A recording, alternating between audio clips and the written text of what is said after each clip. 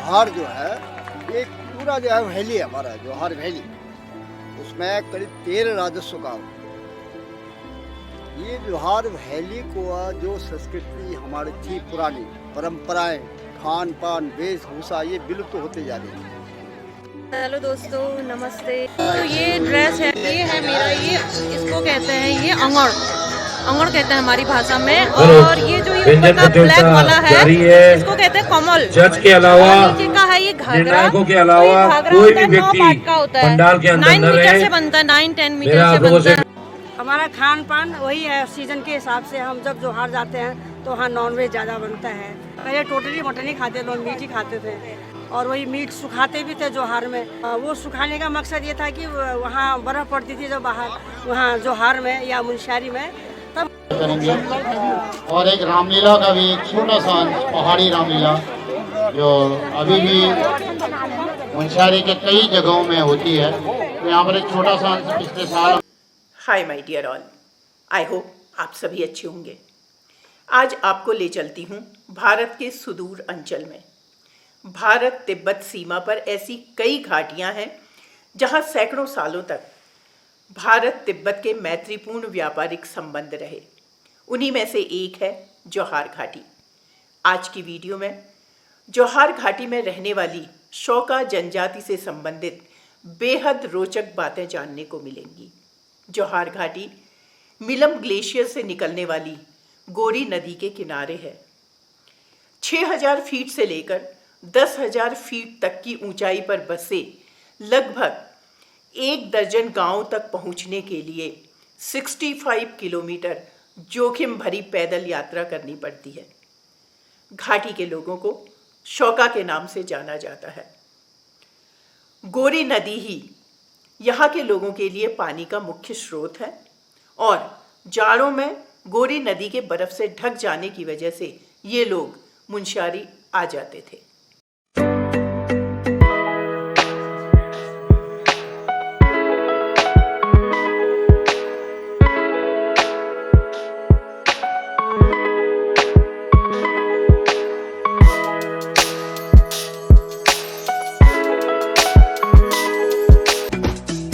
फक्र होता है ये बताते हुए कि विश्व मानचित्र में तिब्बत के लिए भौगोलिक सूचनाएं एकत्र करने का श्रेय इसी जोहार घाटी के पंडित नैन सिंह रावत को जाता है।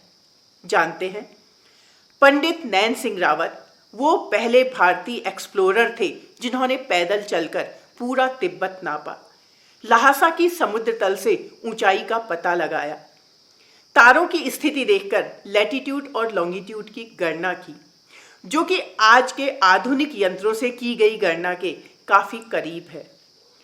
उन्होंने ये भी पता लगाया कि सांगपो और ब्रह्मपुत्र एक ही नदी है।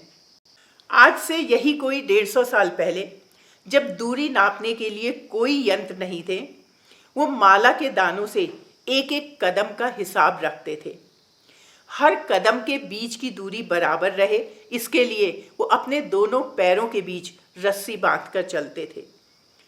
उन्होंने अपने जीवन काल में 6 यात्राएं की और कुल 45,000 किलोमीटर्स चले।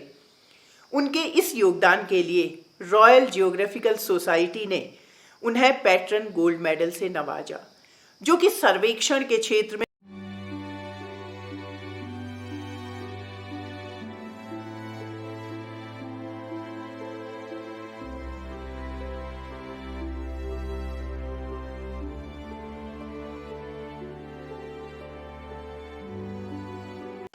नैसर्गिक सौंदर्य की बात की जाए तो जोहार घाटी बेहद खूबसूरत है। यहाँ से पंचाचूली यानी कि हिमालय की 5 विहंगम चोटियों के दर्शन होते हैं। इन चोटियों को पांडवों के स्वर्गारोहण के प्रतीक के रूप में देखा जाता है और इसे कुमाऊं का मस्तक कहते हैं। कहा जाता है कि इस क्षेत्र को कुदरत ने जन्नत की तरह सजाया है। पर्यटन विशेषज्ञ वीरेंद्र सिंह कहते हैं कि यहाँ की खूबसूरती को शब्दों में बयां नहीं किया जा सकता। उनका मानना है कि यदि इसके ट्रैक रूट को विकसित कर दिया जाए तो यह क्षेत्र विश्व पर्यटन मानचित्र में अपनी खास पहचान बनाने में सक्षम है।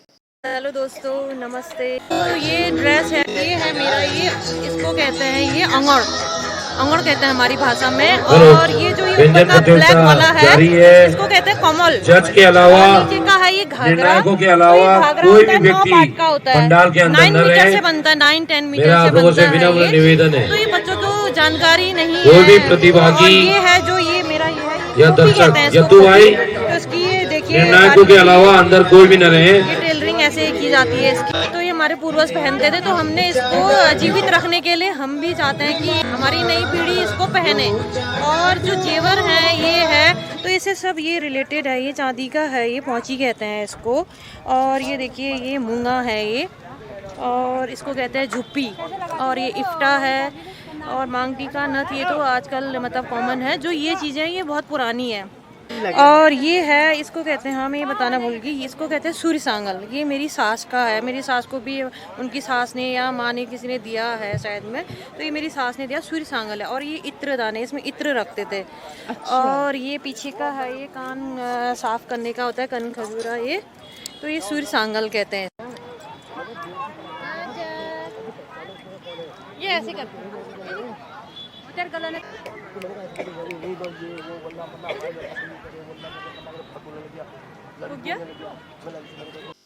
एक समय था जब घाटी अंतर्राष्ट्रीय व्यापार के चलते समृद्ध हुआ करती थी। इनके आपसी व्यापार का इतिहास काफी पुराना है, जो 9वीं एवं 11वीं शताब्दी के शिलालेखों और ताम्रपत्रों से प्रमाणित होता है। अब 1962 के बाद जौहार घाटी के गांव खाली होने शुरू हो गए और 1967 में भारत सरकार ने शौका समुदाय को अनुसूचित जनजाति घोषित कर आरक्षण सुविधा प्रदान की। वर्तमान में ये गांव करीब करीब खाली हो चुके हैं। कोई भी परिवार यहाँ स्थायी रूप से नहीं रहता है। पूरे साल सेना और सड़क कर्मचारी रहते हैं। पिछले 1 दशक से ज़्यादा समय से मिलम गांव को मुनस्यारी से जोड़ने वाली सड़क का निर्माण कार्य चल रहा है। उम्मीद है कि 2027 तक सड़क बनकर तैयार हो जाएगी। मैम, जौहार वैली में अभी भी हमारा जो पहले से चला आ रहा है, जब हम तिब्बत व्यापार करते थे पहले से जो हमारा ट्रेड चलता था, अभी तो बंद हो गया बिजनेस। जो ये गंदरायणी हो गया, जम्बू, ये सब वही होता है। तो हम 6 महीने ऊपर जाते हैं, मई में ऊपर जाते हैं, फिर अक्टूबर में लास्ट हम नीचे आ जाते हैं। ये सारा जो देख रहा है ये सब वहीं का है। मुनस्यारी की राजमा होगी, ये ऊपर जितने ऊपर का होगा उतना ज़्यादा टेस्टी रहता है। तो 6 महीने का क्या है कि अभी रोड का भी कंडीशन ऐसी है, वहाँ आधी रोड बन चुकी है। उलन का काम ज़्यादा रहता है, जैसे ये है आपका रैबिट वूल का, ये इतना हल्का रहता है कि पश्मीना भी फैले, सभी ऊनों का राजा बोला जाता है इसको। बाकी जो आप ये देख रहे हैं हमारे अन्य प्रोडक्ट, ये सारे पट्टू के हैं। ये कपड़ा होता है भेड़ का कपड़ा, ये भेड़ का बनता है, भेड़ के ऊन का ये कपड़ा होता है। इसमें आप सूट, गरम सूट हो गया, कोट हो गया, जैसे ये बने देख रहे हैं अभी, ये सारा आपको इसका बनता है। ये जो आप देख रहे हैं मैम, ये होता है आसन। ये पूरा सेट होता है, सोफ़ा सेट। इसमें एक लंबा रहता है रनर टाइप का, 2 छोटे रहते हैं जो सोफ़ा में बिछाते हैं। तो ये जो बनता है ये अलग अलग यान होते हैं, जैसे न्यूजीलैंड यान, जर्मन यान। तो ये जो बना है ये न्यूजीलैंड यान में मुनस्यारी में ही होता था, मतलब पुराने पुश्तों से चला आ रहा है, जो अब धीरे धीरे ना के बराबर हो गया, ख़त्म हो गया। ये भेड़ का प्योर ऊन होता है, फिर उसमें कलर किया जाता है। इसका एक रांच बोलते हैं उसको हमारे लोकल लैंग्वेज में। तो हाथ से सारा काम होता है। जो पुराने हैं वही बचे हैं करने वाले, नए तो कोई ना के बराबर ही रह गया। अब इसकी ये गारंटी वारंटी की आप अभी लेंगे तो आने वाले 50 सालों तक ये ऐसी का ऐसी रहेगा। है अभी यहाँ पे 12,500। इसमें एक ये लंबा रनर हो गया, 2 छोटे हो गए पीस। बेडरूम में बेड के सामने लगा सकते हैं, मंदिरों में बिछा सकते हैं। शौका समाज अपने विशेष खान पान के लिए भी जाना जाता है। ज्या यानी कि घी वाली नमकीन चाय पूरे साल पिए जाने वाला पेय पदार्थ है। गर्मी पैदा करने के लिए जड़ी बूटियों के मिश्रण से बनी पारंपरिक चटनी दुमचा का सेवन किया जाता है। तो चलिए एक नज़र डालते हैं शौका समाज के खान पान पर। और मैं हूँ जोहार की शौकिया सुशीला तिवारी में नर्सिंग स्टाफ की जॉब पे हूँ और आज मैंने यहाँ पे व्यंजन प्रतियोगिता में पार्टिसिपेट कर रखा है और जो चीज़ें मैंने बनाई है सब अपने कल्चरल उस वेशभूषा को और जो हमारी संस्कृति उसको टच करते हुए बना रखा है। तो सबसे पहले मैं दिखाती हूँ हमारे यहाँ का ये है चूड़ा खाज और इसमें मिलाया गया है अखरोट। पुराने ज़माने में क्या होता था, लोग अपने इधर उधर जाते थे तो वो लोग एकदम से कुछ भी नहीं बना पाते, तो ऐसी चीज़ें खा के एनर्जी मतलब प्रोटेक्ट कराते थे अपने आप को। और ये है गेहूं का बनाया हुआ बर, गेहूं को फ्राई करके भून के बना रखा है, इसको कहते हैं बर हमारे लैंग्वेज में। और अगर हमारे पास ये वाला खज्जा नहीं होगा तो हम लोग क्या करते हैं, ये जो चावल है उसको भी भून के हम खज्जा बना सकते हैं। और ये है नमक मिर्च पीसा हुआ और ये है तेमूर जो दांत दर्द में मेडिसिन का भी काम करता है, ये वो चीज़ है। राई पीस के नमक, राई का नमक है ये। और ये है थाई जो माइग्रेशन वाले इलाके से लाया गया है। ये है ककड़ी मुंशियारी वाला, ये पर कल ही मेरे मायके से आया हुआ है और इसको खाया जाता है थाई के दोंगच के साथ। और ये है भांग की चटनी पुदीने वाली और ये भांग की चटनी ये खट्टा मीठा वाला, ये खाली खट्टा और ये खट्टा मीठा। मीठा करेला जिसको यहाँ पे बोला जाता है राम करेला, ये उसकी सब्जी है। और ये है हलवा और ये है आलू मुंशियारी वाला और ये जो है पिनालू के गुटके हैं। जैसे आलू के गुटके होते हैं उसी तरह हमारे मुंशियारी में पिनालू के गुटके भी बनाए जाते हैं। और ये है कट्टू के आटे का, सिल्दू के आटे का और ये भी उच्च हिमालयन क्षेत्र में माइग्रेशन वाले इलाके में मिलता है और ये भी उसी के आटे का है। और ये भी, इन दोनों का नाम अलग अलग हो गया। ये हो गया पलती के आटे का, हम लोग बोलते हैं इसको बोलते हैं चुन्नी और इसको बोलते हैं अभी नाम हो गया घूम गया। और ये है भटकी डुबका और उसमें मैंने मिर्च खड़ा कर दिया, बिना इसके मज़ा नहीं आता। और इसके साथ लगाना है ये राजमा वाले दाल के साथ भटकी चटनी, अलग अलग प्रकार की चटनियाँ होती हैं हमारे यहाँ बहुत सारी। ये है बेड जो कल्चरल वही हमारे वहाँ बना जाए और इसको खाया जाता है इसके साथ। ये है पतूरे, 2 टाइप के पतूरे हैं। ये वाला है पापड़ के पत्तों का और ये वाला है बथुए के पत्ते का। और हमारे हर शुभ कार्य में बनाया जाता है, मेनली शादी में। जब दूल्हा दुल्हन घर आते हैं तो मंदिर पहले दुल्हन के हाथ में ये दे दिया जाता है दरवाजे से, वो अगर हमारे घर में प्रवेश करेगी तो हमारे घर में सुख समृद्धि लेके आएगी। और इसके अंदर होता है दही। और मंदिर में जब जाते हैं तो इसको दुल्हन एक अपने तरफ गिराती है और एक दूल्हा अपने तरफ गिराता है और इसमें से छोटे छोटे पीस निकाल के अपने भगवान जी को चढ़ाते हैं। उसके बाद दही और पूड़ी और ये बड़े, ये शगुन के तौर पे उनको दिया जाता है खाने के लिए। हमारा खान पान वही है, सीजन के हिसाब से हम जब जोहार जाते हैं तो वहाँ नॉनवेज ज़्यादा बनता है। पहले टोटली मटन ही खाते, लोग मीट ही खाते थे और वही मीट सुखाते भी थे जोहार में। वो सुखाने का मकसद ये था कि वहाँ बर्फ़ पड़ती थी जो बाहर वहाँ जोहार में या मुंशियारी में, तब हमें वो बकरियाँ नहीं मिल पाती थी, तब उसको हम लोग भिगा के और अच्छे से पका के उसको खाते थे ताकि गर्माई पैदा हो बॉडी में। खान पान अच्छा है, शुद्ध शाकाहारी भी खाते हैं और नॉनवेज भी खाते हैं। अर्जी है जो खास होती है, अर्जी वो क्या चीज़ है? अर्जी होती है बकरों के आंतों को भर के बनाया जाता है, उसमें जैसे मीट का कीमा करके और कलेजी वगैरह कीमा करके उसके अंदर भरी जाती है, फिर वो पानी में खूब पकाई जाती है। बनाने के बाद ये रूप हो जाता है उसका। ये अर्जी को बनाया ना हमने, फ्राई करने के लिए निकाल दिया। हाँ, बटर के साथ फ्राई करेंगे इसको।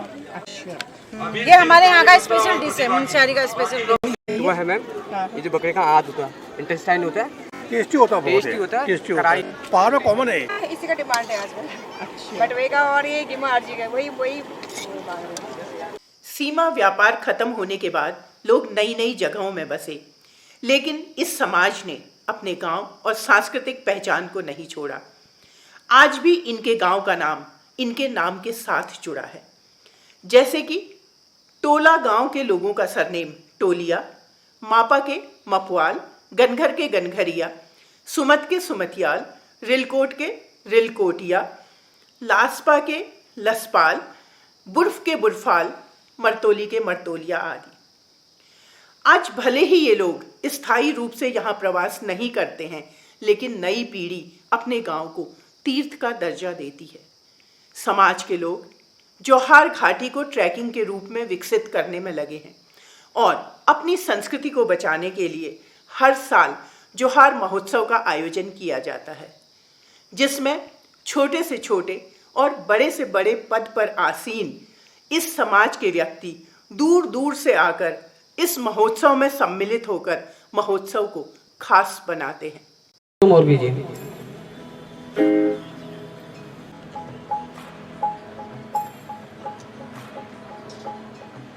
जोहार जो है एक पूरा जो है वैली है हमारा जोहार वैली, उसमें करीब 13 राजस्व गाँव। ये जोहार वैली को जो संस्कृति हमारी थी पुरानी परंपराएं, खान पान, वेशभूषा ये विलुप्त होते जा रही थी। कारण 62 जो चाइना वार हुआ तो ये विलेजेस हमको छोड़ना पड़ा। धीरे धीरे हमारे पहनावा ख़त्म होने लग गया, बोली भाषा विलुप्त होने लग गई। इस चीज़ को जागृत करने के लिए हमारा एक मंच बना। तमाम ऑल ओवर इंडिया जहाँ जहाँ भी हमारे लोग रहते हैं वहाँ जोहार सांस्कृतिक संगठन के नाम पे हमने हर जगह अपने यूनिट खोला है, ताकि वो हर जगह अपना जो है बोली भाषा, रहन सहन, खान पान को जो है विलुप्त न होने दें। ऑल ओवर इंडिया में जहाँ जहाँ हमारे लोग रहते हैं वो लोग यहाँ आए और यहाँ सरकत करें, एक दूसरे से जो है हमारा जान पहचान हो जाए। बच्चे जो है अपने गांव वालों को पहचाने, छोटे बच्चे अपने जो है बुज़ुर्गों को पहचाने, बुज़ुर्ग लोग अपने छोटे बच्चों को पहचाने। ये हमारे मुख्य उद्देश्य है। दूसरा वेलफेयर, हम अपने पहाड़ के किसी गांव को जो है चूज़ कर लेते हैं और 5000 पेड़ हम उस दिन लगवाते हैं हर गांव हर साल। पिछले ये आपका 14 साल, ये आपका 14वां साल है, हम 13 साल से काम कर रहे हैं। इसमें सरकार का कोई हमारा योगदान नहीं रहता है, न सरकारी कोई पैसा या आर्थिक मदद मिलता है। इसमें हमारे जोहार समाज के जितने भी लोग जो सर्विस में हैं या रिटायर्ड है, जैसे आप देख रहे हैं दोनों एक क्या कहते हैं आप BSF से जो है कमांडेंट रिटायर हुए हैं, आप आर्मी से जो है ऑलरेडी कैप्टन साहब, और ये जो है उत्तराखंड पुलिस से रिटायर्ड है। तो ऐसे लोगों से जो है हम लोग चंदा करते हैं आपस में। दूसरा, जो हमारे क्षेत्र से कोई बीमार होकर आए, आर्थिक स्थिति उनकी ठीक नहीं है, तो उनको हम आर्थिक रूप से सहायता करते हैं, उनकी चिकित्सा सुविधा भी अवेलेबल कराते हैं। मेरा नाम कमला पांगती है, मैं जोहार से रहने वाली हूँ। मेन मकसद ये है कि जोहार महोत्सव का कि हमारी नई पीढ़ी को ये समझाएं कि हम पहले कौन थे, क्या करते थे, हमारा व्यवसाय क्या था, वो बताना है अभी हमें। और हमारी संस्कृति में ऐसे जैसे पूजा पाठ है, बच्चा पैदा होता है, नामकरण है, उसके बाद अन्नप्राशन है, शादी है, जनेऊ होता है, सब कुछ। और मरने के बाद भी जो अंतिम क्रिया जो होती है वो पूरे कुमाऊँ के और अच्छे से मतलब पूजा पाठ पंडितों के द्वारा किया जाता है। फिर मैंने बागे आटा चढ़ाना, इस बार चढ़ाए मैंने। माइक पकड़ के बोलना, ठीक है? सब बोलना, खुद ही बोलना। नायक मंडल की टीम उनसे पूछती हुई छोटे छोटे प्यारे प्यारे बच्चे विभिन्न परिधानों में, इन परिधानों के माध्यम से भी हम अपने जोहारी संस्कृति की वेशभूषा को आप लोगों तक पहुंचा रहे हैं, खासकर युवा बच्चे।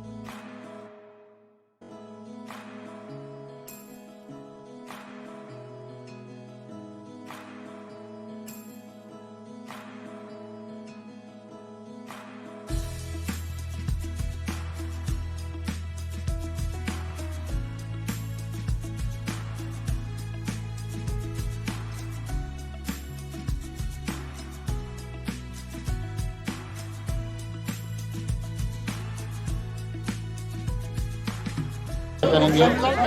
और एक रामलीला का भी एक छोटा सा पहाड़ी रामलीला जो अभी भी मुंशियारी के कई जगहों में होती है। तो यहाँ पर एक छोटा सा अंश पिछले साल हमने दिखाया था और इस साल भी हम दिखाएंगे। और एक महान व्यक्तित्व हमारे जोहार के श्री नैन सिंह राव। उम्मीद है वीडियो से मिलने वाली जानकारी अच्छी लगी होगी। फिर मिलती हूँ नई सोच नई खोज के साथ। जय देवभूमि, जय उत्तराखंड।